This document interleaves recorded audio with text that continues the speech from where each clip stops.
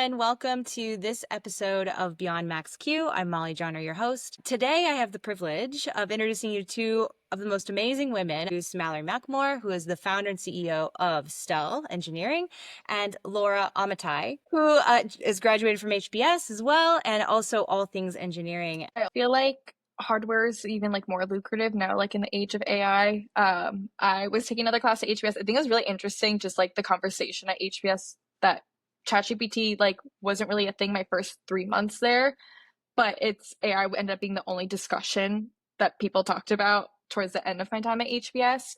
And I took this class called Launching Tech Ventures with Jeff Busking. He's an investor, and he basically is teaching people who want to build tech companies like how you do early product market fit. And everyone says don't go to business school if you want to start a startup. We can also talk about how I think that business school is so helpful even if you want to start a company.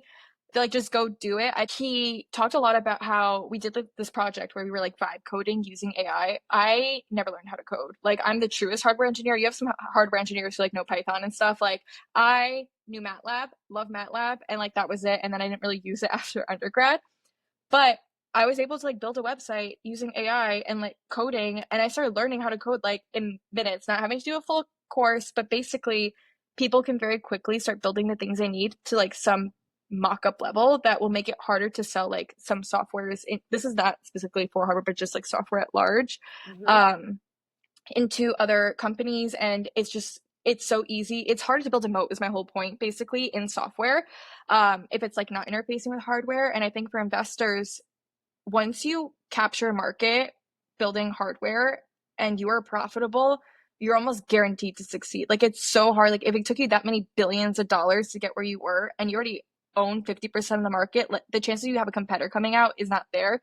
So I think we're like in this really interesting pivot into how do we build moats around these businesses? What's the value-based investing? How do you like basically maybe you don't get as massive of a multiple, like maybe you don't need to spread as much dollars across as many companies, but if you spread it amongst fewer companies, is your success rate higher? And can you still hit the hurdle rates you need to hit to make sure that your shareholders as an investor are like still happy with your returns and they're not investing just in the stock market? These are all things I couldn't talk about before business school as an engineer, so I don't know if this is a plug for anyone. But again, to my point that I think business school is amazing. I think it's like such a fun time to be like in this space. Yeah. Well, I mean, you talked about continuing education too, right? AI and what that looks like. And so like you leave a school and now you guys are still learning, and what would you recommend for somebody who wanted to learn vibe coding?